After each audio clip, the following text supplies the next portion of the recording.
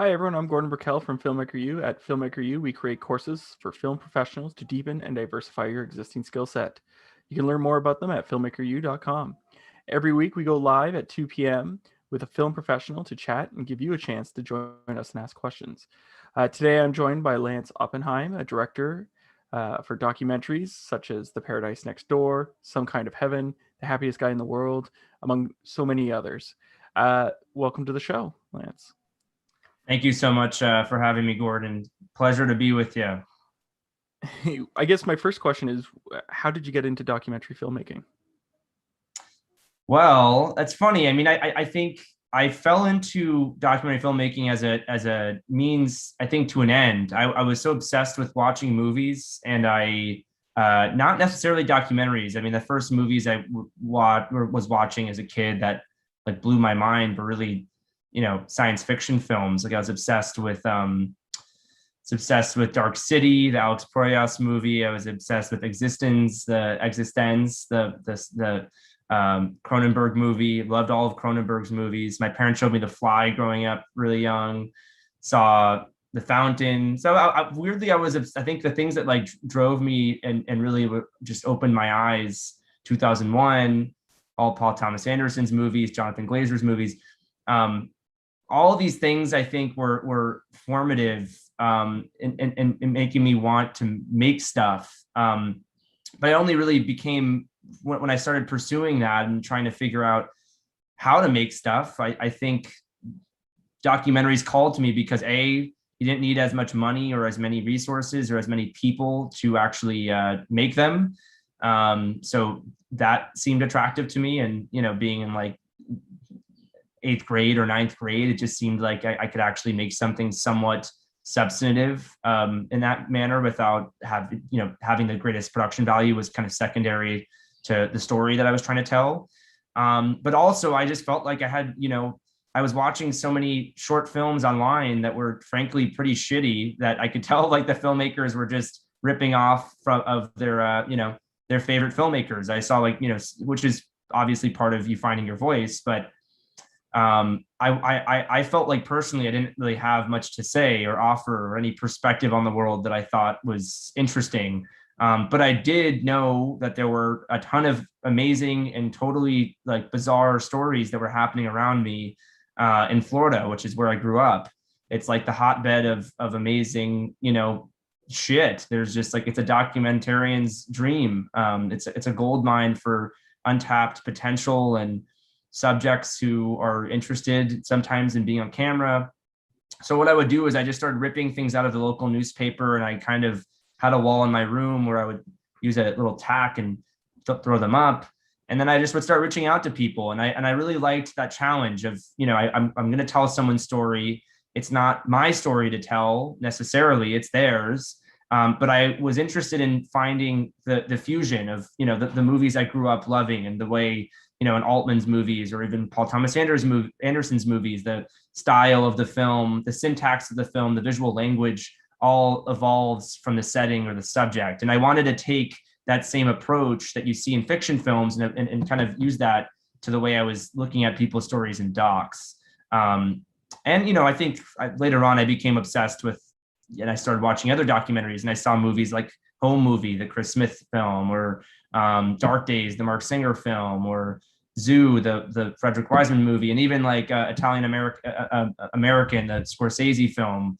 And I saw that there's a long lineage of great narrative filmmakers, from all places of the planet that were really finding ways to stretch the genre and stretch the medium and do something a little different. So long-winded answer, but that's what brought me there. If you're interested in sci-fi, do you think is there a sci-fi documentary you want to make sometime? I mean, maybe. You never know. I mean, I feel like I've toyed with so many ideas of making things, and I'm so obsessed with stuff. Like right now, I find this whole concept of like innovation zones of big private companies buying land in like Nevada and turning that into their own city, or even like what Musk is doing with Starbase in Texas. I feel like there's something science fiction-y adjacent to that. And I'm sure a disaster. Akon, the R&B singer, is city planning. He's trying to create his own, in his own words, his own personal kind of vision quest. It's like it looks like Wakanda is his whole thing. And he's trying to build that, I think, in like Senegal.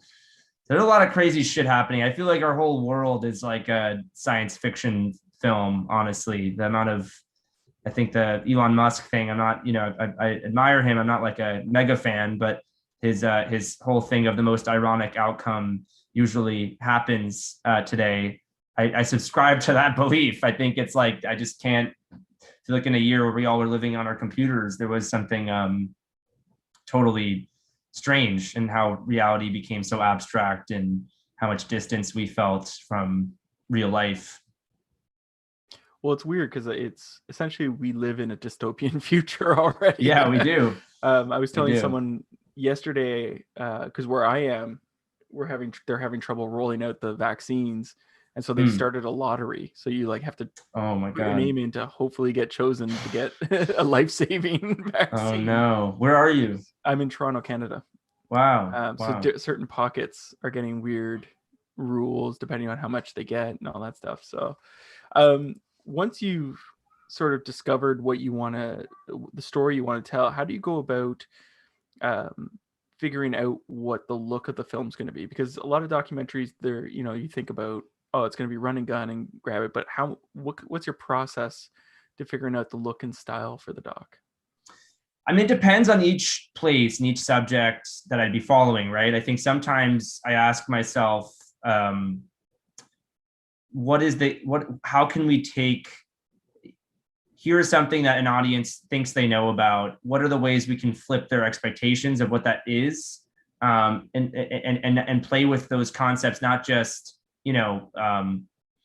narratively, but visually. I think it is a huge part of it, right? So in the case of The Villages, to me, the first thing that just stepped out in my mind was that if you were to shoot that film on like a fly on the wall, verite, handheld, the usual aesthetics of how you normally see a documentary, I felt like you would be doing a great disservice to the world that was already basically production designed for the camera on display.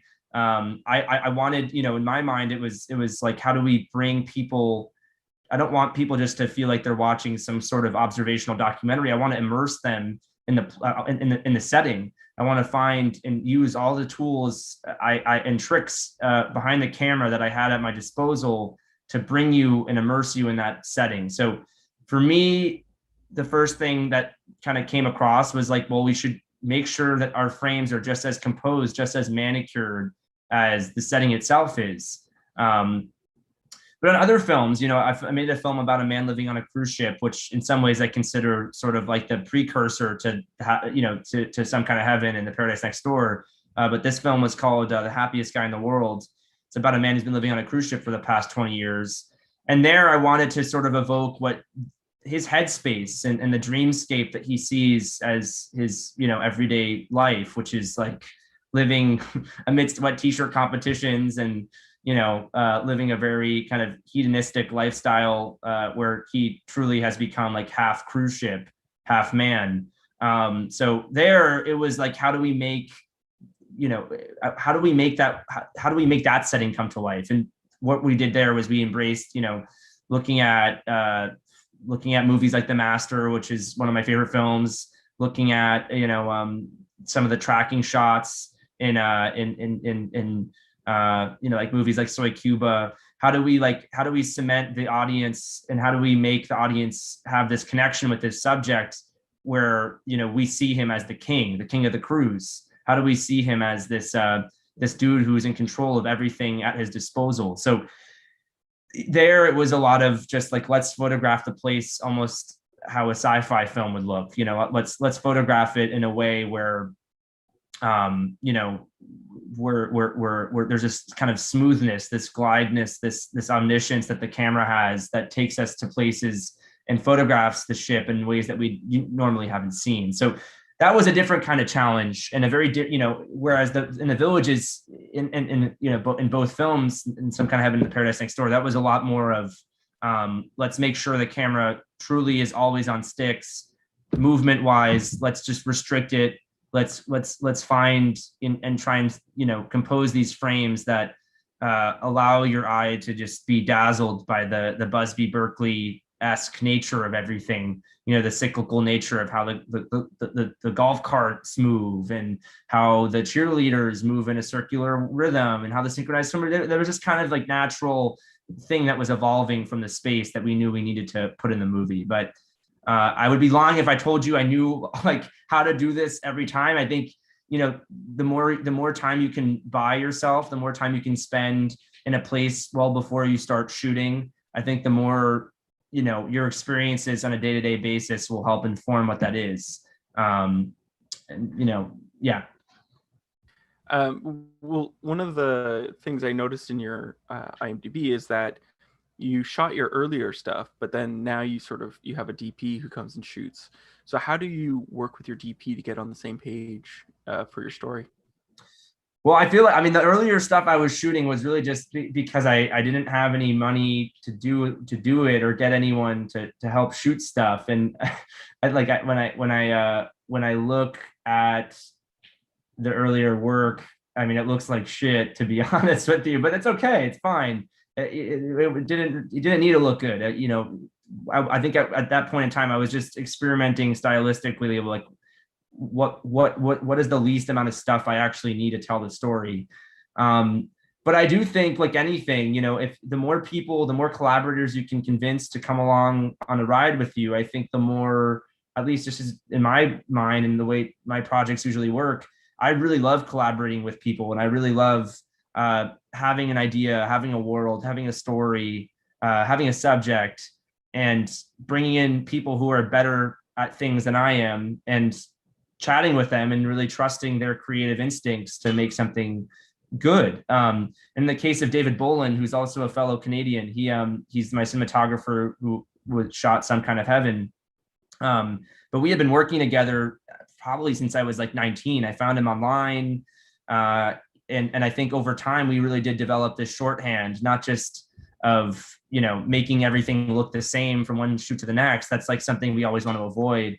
I think for me, it's more of, honesty and trust and respect in each other's work. I'll never tell David how to do his job, and he'll never really tell me how to do mine. But if we both feel like we're leading ourselves astray, we both will tell each other that. Or if David's pushing things too far, I'll let him know. And if I'm not pushing things far enough, he'll let me know. So I think there's a degree to which working together, he's one of my best friends outside of filmmaking. So it does feel like we understand each other, and that level of openness is great, not just as collaborators, but also great for our subjects. And then the last part of this too is that one of the things we always do is I give him a kind of a really big deck of photo materials, photo books, stills from films. We'll watch a lot of films together on the subject, or stylistically that is reminiscent of the subject we're about to go tackle. And then we'll have a lot of time that we spend just asking ourselves those critical questions. What's the way this thing should work and look, and why? And I think one of the great benefits of David in collaborating with him is he's a very perceptive, very reactive shooter. He's tapped in not just to the images he's creating, but he's very clued into the emotions of what our subjects are going through. And I think there's just something like that I love. That's what I love. Why I love working with him is just he'll be able to get to a place, and within minutes I'll tell him what the scene is, what we're trying to shoot, what we should be attuned to, what we should be looking out for, and then he'll surprise me with finding just the most delightful and sometimes very expressive ways of photographing those things. But yeah. Jack wants to know, he's one of our viewers right now. He says that your films sound really interesting. Where can they see you? So you can if you just search my name on Google or wherever. A lot of the films are accessible online. A lot of my short films are available via the New York Times Op Docs, and that's just free online. If you go to my website, lanceoppenheim.com, I have an image of Carl Wieser from Jimmy Neutron. And if you click that guy, he'll take you on a wild ride into all of my movies. And then Some Kind of Heaven is available to rent on VOD.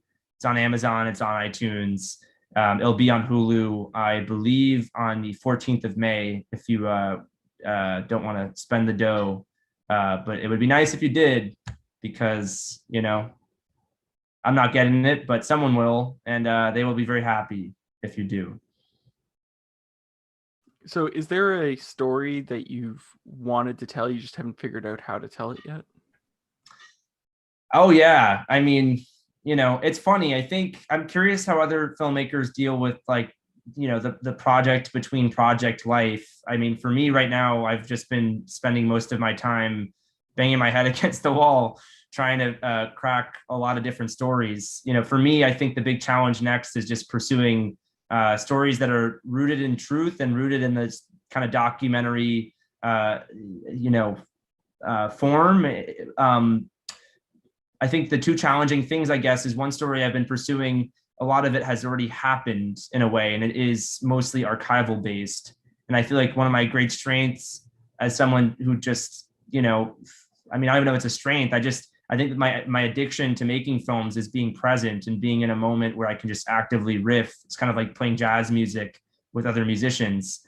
In this case, David Bull, my cinematographer, and the other folks I work with, where we're just riffing with our subjects on their stories in real time. And I find it to be very difficult when you don't have that ability or flexibility. And instead, you're kind of dealing with tons and tons of material that was captured at a much different, point in time. And then the same thing, I think, for fiction. I think it's a different, the development process of fiction.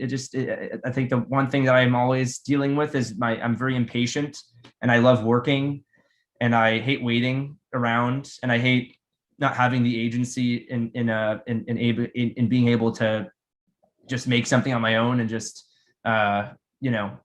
figuring it out without having to wait 10 years for an actor or for a financier, for someone to just give you the green light. So I think another part of this too is just having to be patient and finding other ways of working, and keeping yourself humble as you go.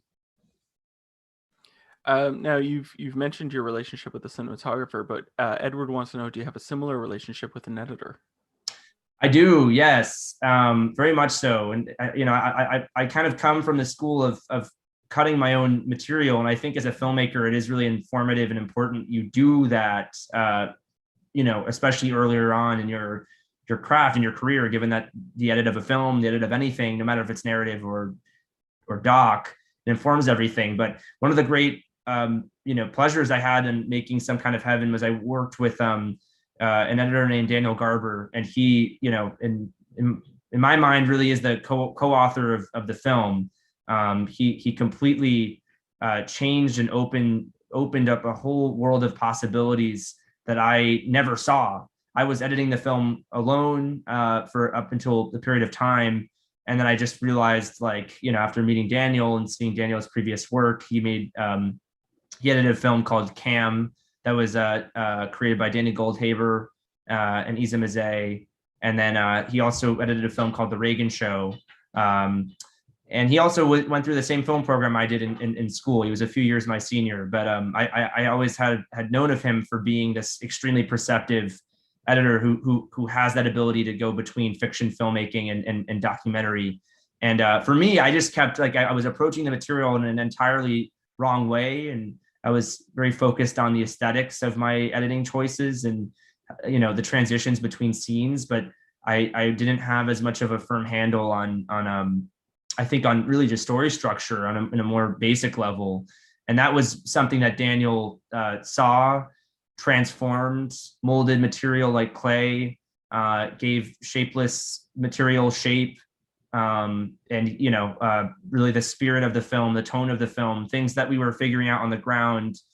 He was so in tune for, and he even accompanied us on one of our shoots just so he could meet the subjects and get a sense of the real stakes at hand, that we couldn't dare to reduce our subjects to caricatures or make them look foolish. We had to do right by them. So a lot of things that I'm very grateful for. And I imagine just going forward on any film I make, I certainly will have him, if I can get him, back in the edit room. And as a more than that, I work with him, and I'm working with him on a few scripted projects too. So I really do consider him to be a lifelong collaborator until the day he probably gets tired of me and annoyed of me. How do you, because I've talked to lots of editors who've worked with directors on their first films or what have you, or their first time working with an editor. And one of the struggles is getting the director to be comfortable enough for you to manipulate the footage more. How did you work with him to get more comfortable with that? Because you've been invested in this film for so long, but yet you need someone to come in fresh and give you a new look, I guess you could say. I mean, I think part of it is that, it just goes back to that thing of, for one, I knew he was a better editor and in a lot of ways, just an extremely strong storyteller in his own right. So as being a fan of his other films and seeing what he had done before, seeing how, just his outlook, his thought, his take on what he could do with the material. I knew that I could trust him. And I think that was, and I know he was also looking for me to trust him as well. And I think any collaborator, any filmmaker, any person, no matter even if you're outside of film, you want to feel trusted by your collaborators on something. You don't want to be acting or feeling like you have to be on the defense or having to prove yourself.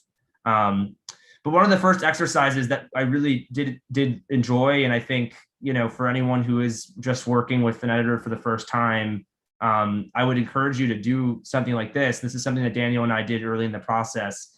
He called these sequences, he would cut these sort of almost like test sequences out of the material. It wasn't necessarily footage, only fragments of these sequences really ended up in the film, but he wanted to try and basically, these sequences he called islands of meaning. So he would take material and play with it, almost sometimes creating more like tone poems or mood, different, he'd have different ideas for different things, different treatments of different characters, how the portrait of the place would flow with the portrait of the people.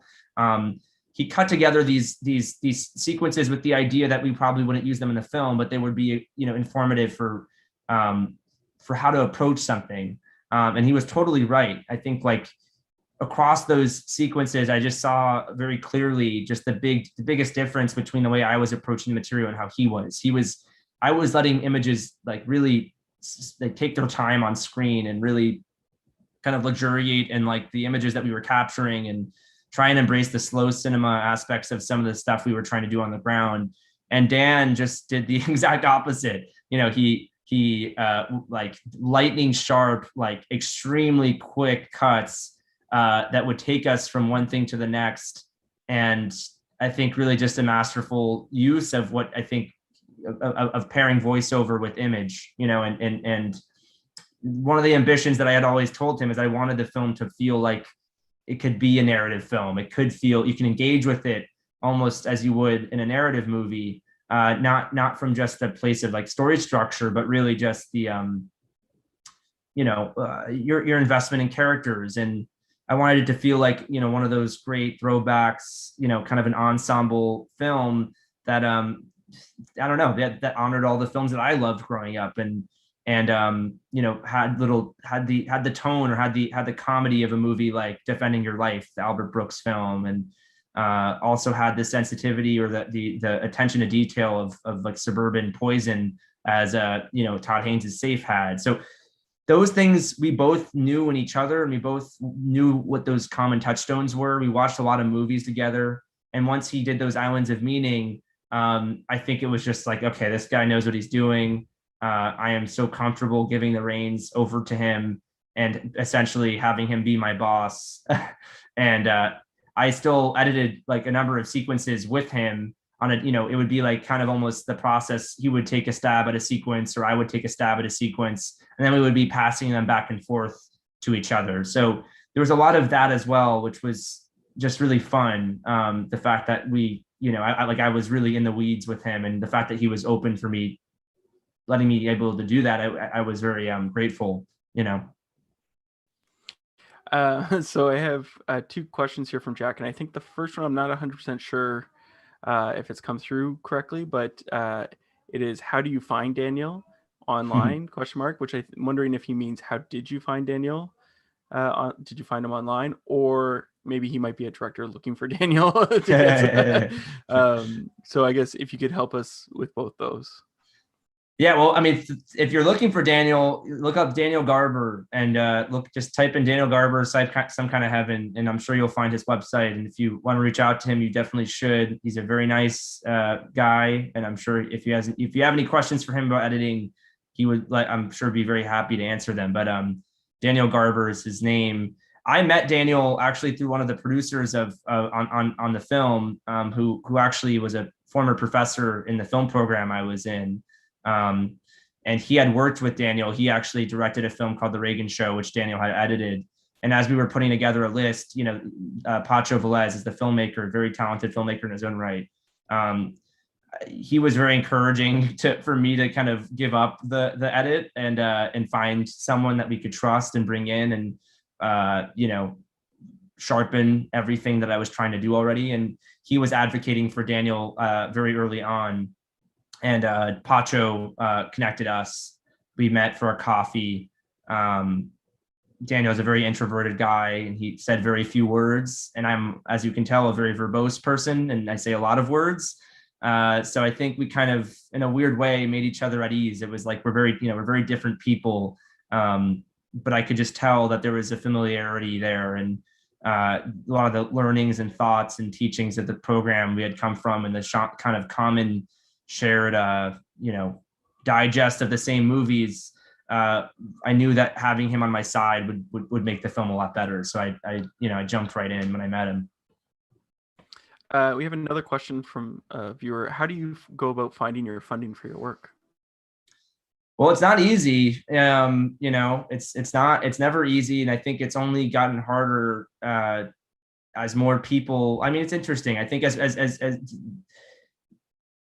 right, this year especially has been tough for independent film and for independent financiers who are looking to invest in movies. I think more than not, because theaters were closed, because other avenues outside of streamers, the big streamers didn't really exist anymore for the year. A lot of people kind of closed their wallets and were really only going to invest in something if they had a guarantee that a streaming platform would pick it up. But on a smaller scale, on a smaller level, I mean, one of the things that I've always been very grateful for is I went to a film festival called AFI, and then I went to a film festival called AFI Doc Fest.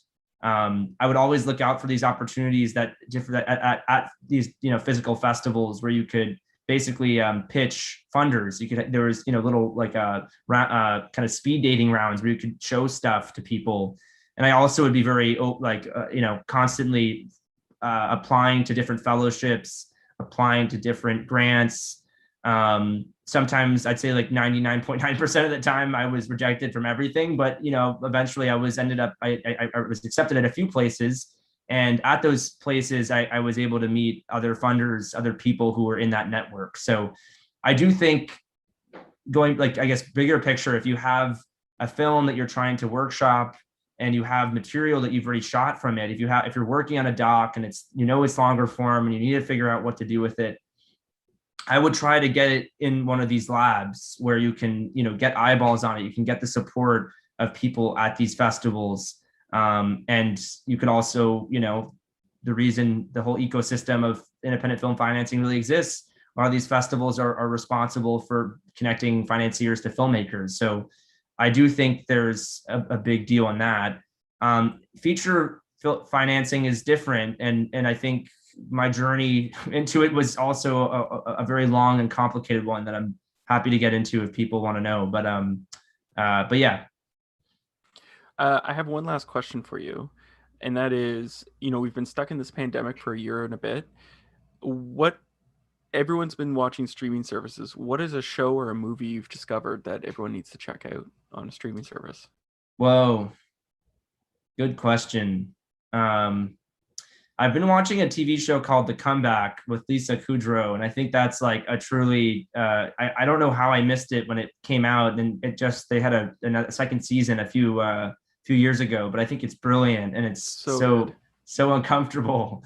It must have been such a hard pitch because the whole premise Holy is shit. Here's the raw footage. Yeah, exactly. Yeah, here's the raw. I mean, the thing I'm just like so obsessed with in it. I just like I can't get over how she's an amazing performer, like truly unbelievably amazing, and it's so painful to watch.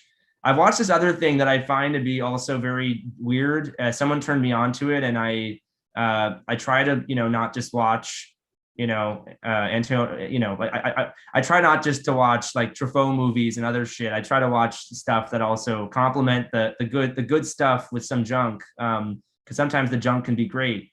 I love this show called Dating Around that's on Netflix. It's kind of a like in that weird. You gotta give me the premise of that. I don't even want to. I think you should just watch it. There's a whole thing I feel like that's happening in reality TV where when there's another show called Couples Therapy, the filmmakers who made Wiener do that one.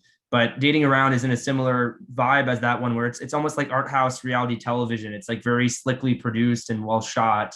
But there's this one episode about this guy named Ben, which is totally if you like the Comeback and you like Nathan Fielder's shows and you like How To with John Wilson and you like cringe comedy, I would highly recommend Dating Around and the episode called Ben. It's unbelievable. This guy is like a real life Rupert Pupkin from King of Comedy, and we watch as he just fails spectacularly as he goes on dates with women that the show puts in touch with him.